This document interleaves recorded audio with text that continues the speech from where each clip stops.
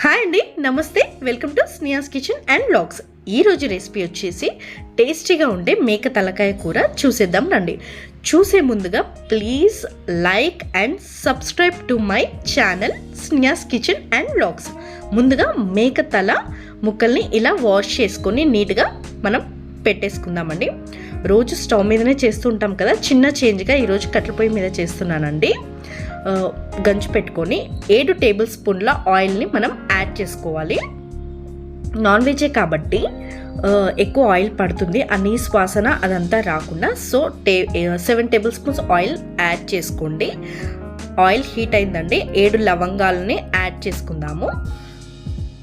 2 దాల్చిన చెక్కని యాడ్ చేసుకుందాము. 2 బగారాకుల్ని యాడ్ చేసుకుందాము.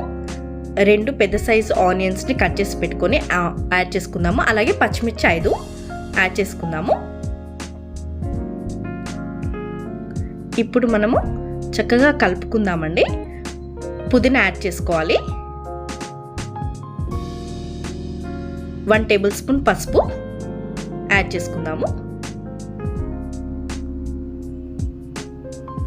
ఆనియన్ గోల్డెన్ బ్రౌన్ కలర్ వచ్చేంత వరకు కలుపుకోవాలండి. చూసారుగా 1 టేబుల్ స్పూన్ సాల్ట్ యాడ్ చేసుకుందాము. కలర్ టర్న్ అవుతుంది, చూసారు కదా. అల్లం యాడ్ చేసుకుందాము 1 టేబుల్ స్పూన్. చక్కగా గోల్డెన్ బ్రౌన్ కలర్ ఆనియన్ రావాలండి, చూసారు కదా ఇలా. ఇప్పుడు మనం ఆల్రెడీ వాష్ చేసి పెట్టుకున్న ముక్కల్ని మనం యాడ్ చేసేద్దాం. చూసారు కదా, ఇలా ముక్కకు మొత్తం ఆయిల్ అంతా పట్టేలాగా నీట్గా మనము కలుపుకోవాలండి. ముక్క అనేది ఫ్రై అవ్వాలి ఆయిల్లో, అప్పుడు ఆ వాసన అనేది రాదు, నీసు వాసన. ఇప్పుడు ఇక్కడ 5 టేబుల్ స్పూన్ల కారంని నేను యాడ్ చేస్తున్నాను. మా కారం చాలా ఎక్కువ ఉంటుందండి, కొంచెం యాడ్ చేస్తేనే ఎక్కువ అయిపోతుంది కారం. మీది నార్మల్గా ఉంటే 7 టేబుల్ స్పూన్ కారంని యాడ్ చేసుకోండి, ఏం కాదు. ఇది నాన్ వెజ్ కర్రీ కాబట్టి నీసు వాసన అనేది రాకుండా ఉంటుంది. ముక్కకంతా కారం పట్టించేలాగా మొత్తం చక్కగా కలుపుకోవాలండి. నీట్గా ఇలా మొత్తం కలియబెట్టుకోవాలి.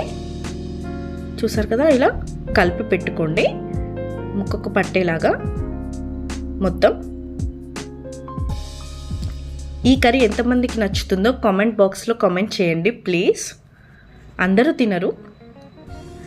సో చూసారు కదా, ఆయిల్ అంతా పైకి వచ్చేస్తుంది. ఇప్పుడు మనము 2 పెద్ద సైజువి టమాటోస్ యాడ్ చేసి పెట్టుకుందామండి. యాడ్ చేసుకొని చక్కగా కలుపుకుందాము. ఆయిల్లో కొంచెం ఎక్కువ ఫ్రై అవుతే ఆ నీసు వాసన అనేది ఖచ్చితంగా పోతుంది, మనకు అలా అనిపించదు తినేటప్పుడు. 10 మినిట్స్ మనం పక్కకు పెట్టుకొని చూద్దాం. ఇప్పుడు ఇక్కడ నేను 10 గ్లాసెస్ వాటర్ యాడ్ చేస్తున్నాను.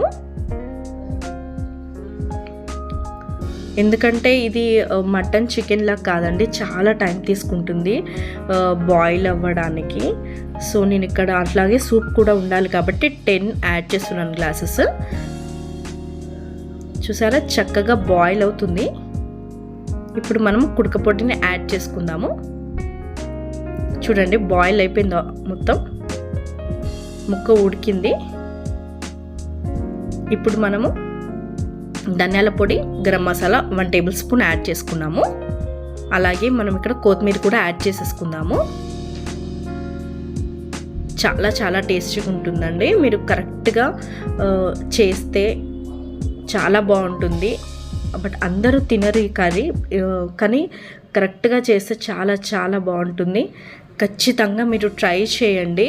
చూసారు కదా,